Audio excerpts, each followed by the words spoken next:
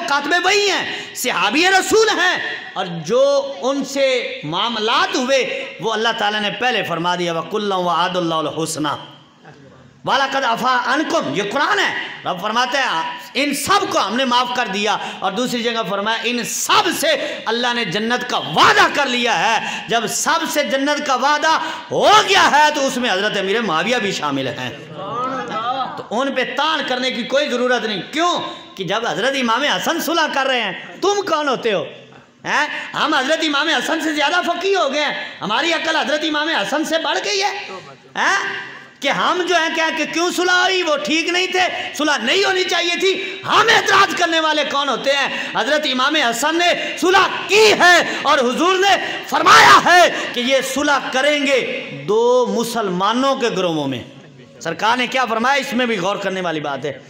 दो मुसलमानों के ग्रोह, यानी दोनों ग्रोह जो है वो मुसलमान ही होंगे, उनमें कोई बागी, उनमें कोई इस्लाम से फिरने वाला नहीं होगा, इधर भी मुसलमान उधर भी मुसलमान है। तो उनके दरमियान सुलह किसने करवाई? हज़रत इमाम हसन पाक रज़ी अल्लाह ताला अन्हु। हज़रात ये हैं हज़रत इमाम हसन पाक, और इतना बड़ा मर्तबा जो है अल्लाह ताला ने हज़रत इमाम हसन पाक को फरमाया।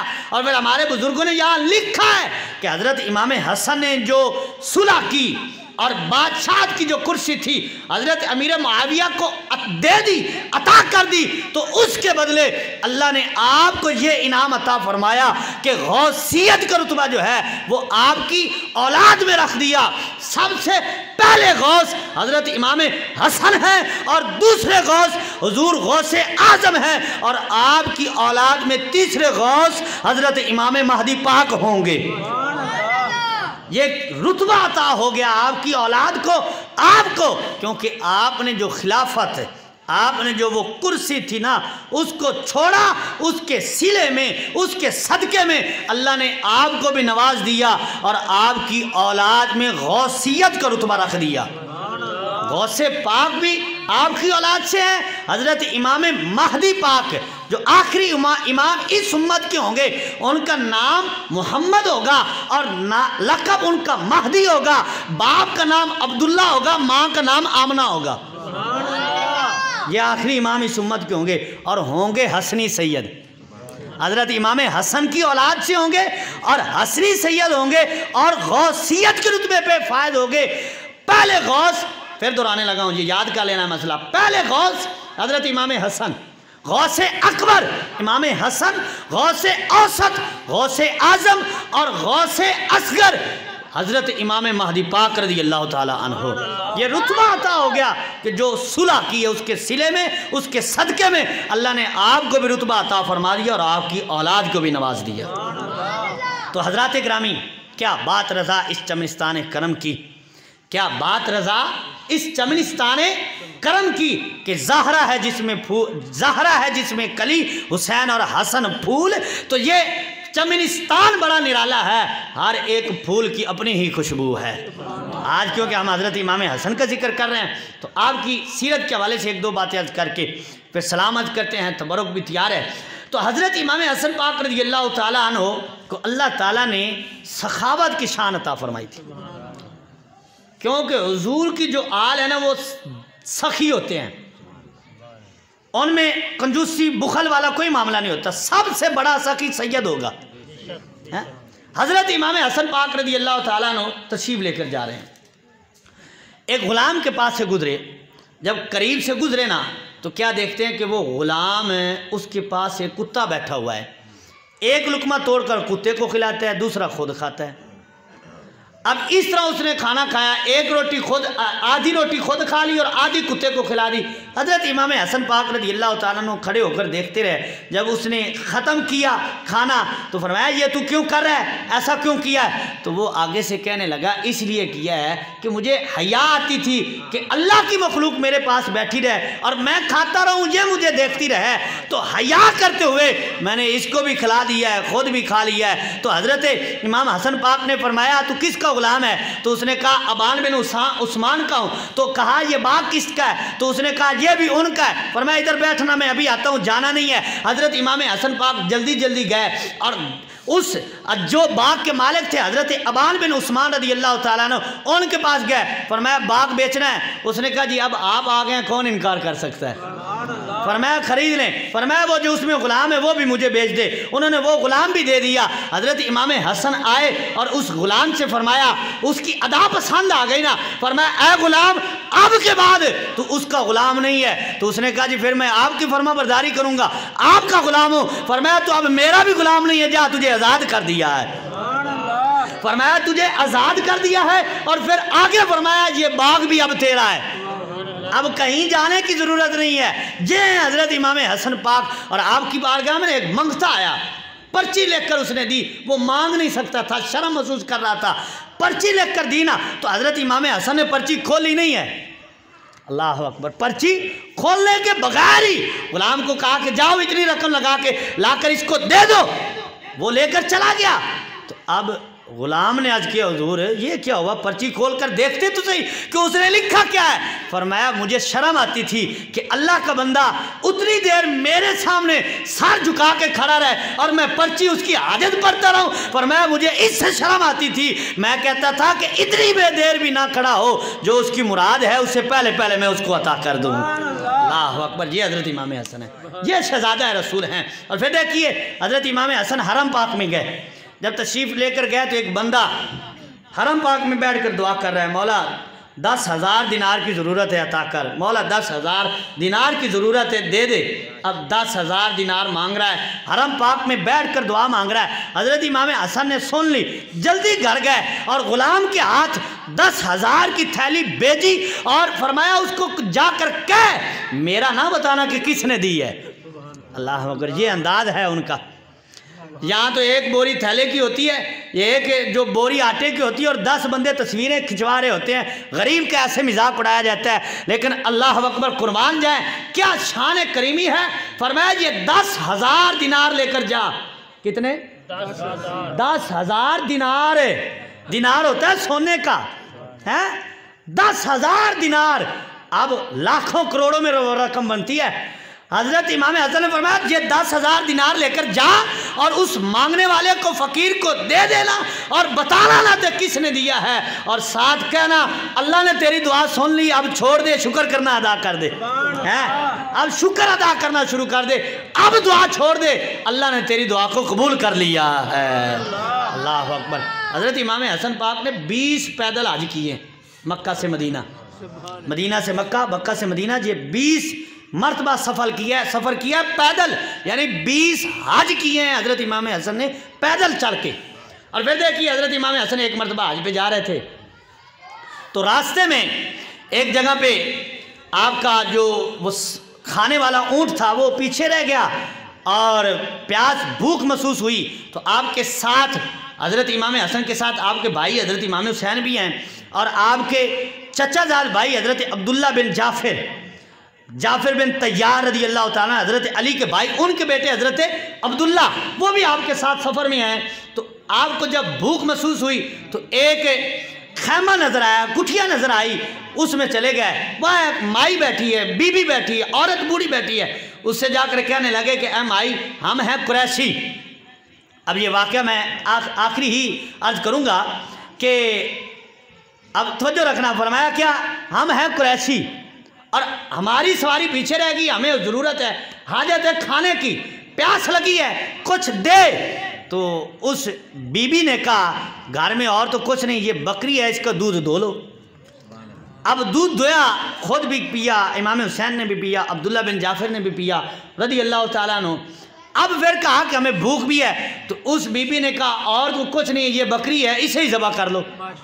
वो लोग मेहमान नवाज थे हैं। फिर कभी मौका मिला तो हज़रत उम्मे माबद का भी वाक़या आज करूँगा कि किस अंदाज से उन्होंने हुजूर की मेहमान नवाजी की और कैसे हुजूर की शान बयान की। आगे मिलाद पाक आ रहा है तो फिर इंशाअल्लाह ताला वो भी वाक़यात अर्ज करेंगे।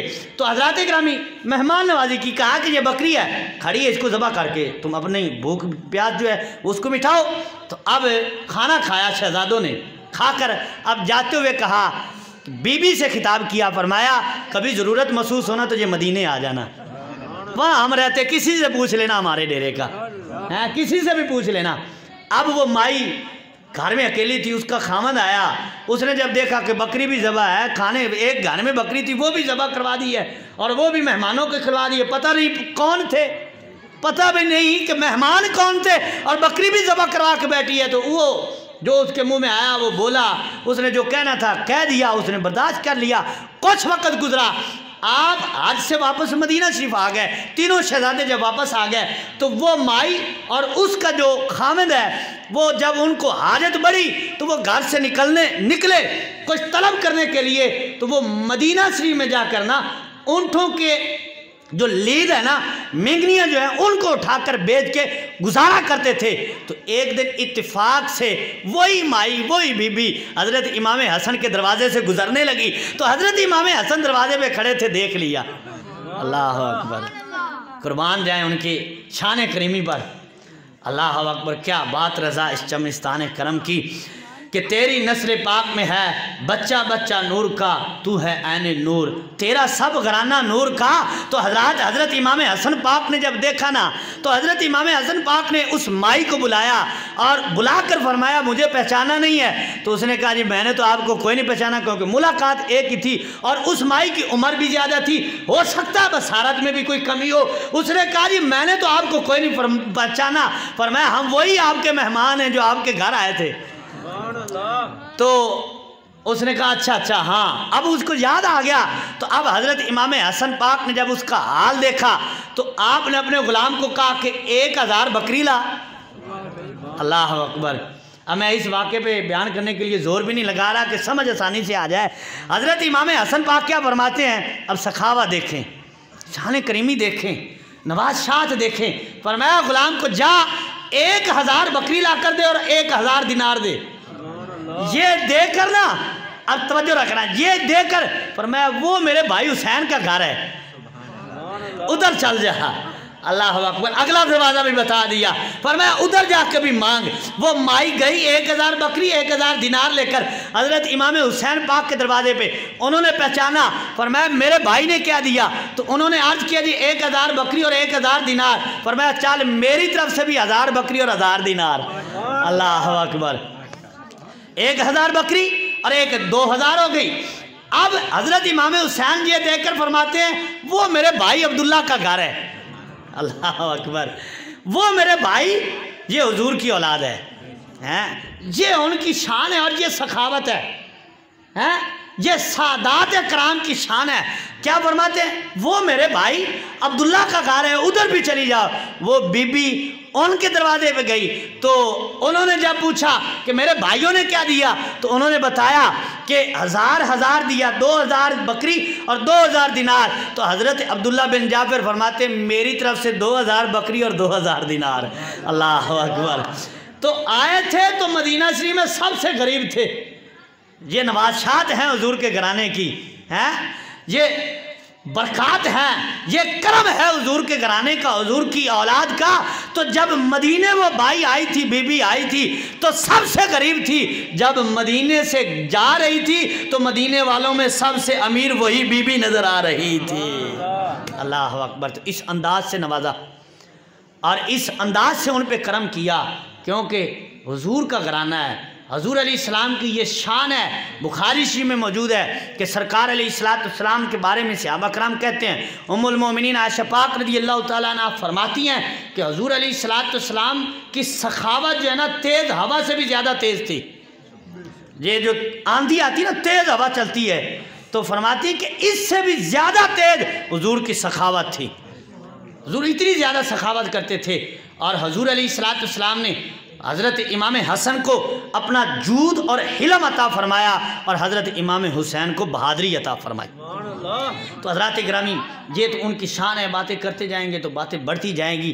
तो बहरहाल उनकी शान इसलिए है कि उनको निस्बत हुजूर से है। वो हुजूर की आल भी हैं, हुजूर की औलाद भी हैं, हुजूर का खून भी हैं और हुजूर के सहाबी भी हैं, हुजूर की सोबत में ज़िंदगी भी गुजारी है।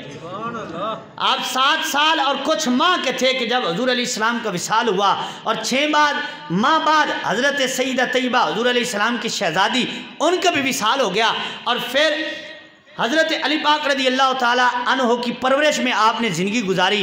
हज़रत अली पाक के बाद आपने खिलाफत भी 6 माह की और फिर मसाइब और फिर दुनिया के मामलात भी आपने देखे और फिर आपको जहर दिया गया और जहर भी घर वालों से किसी ने दिया। और फिर 3 माह हज़रत इमाम हसन पाक रज़ी अल्लाह ताला अन्हो ने उस तकलीफ़ में गुजारे और हज़रत इमाम हुसैन पास बैठे हुए फरमाते थे, भाई जान मुझे बताइए तो सही कि किसने दिया है। तो हज़रत इमाम हसन पाक फरमाते कि उसका राज है, राज ही रहने दो, हम उससे बदला नहीं लेंगे, अल्लाह ही उससे बदला लेगा और वो बदला बड़ा सख्त होगा। तो हज़रत इमाम हसन पाक ने अपने कातिल का बताया नहीं है। बाद बीवी का जिक्र करते हैं और बाद किसी कनीज़ का जिक्र करते हैं, लेकिन हकीकत यही है कि हज़रत इमाम हसन पाक रज़ी अल्लाह ताला उन्होंने वो राज बताया नहीं है कि इससे बदला लिया जाए। हज़रत इमाम हुसैन बार बार इसरार करते रहे, पूछते रहे, लेकिन हज़रत इमाम हसन पाक रज़ी अल्लाह ताला उन्होंने वो राज बताया नहीं है। फरमाया अल्लाह ही उससे हिसाब लेगा, अल्लाह के सामने उसका हिसाब होगा, हमें कोई उससे किसास लेने की आदत नहीं है। तो इस तरह हज़रत इमाम हसन पाक रज़ी अल्लाह ताला अन्हु जो है वो दुनिया से पर्दा फरमाया और आपका उसी वजह से उसी ज़हर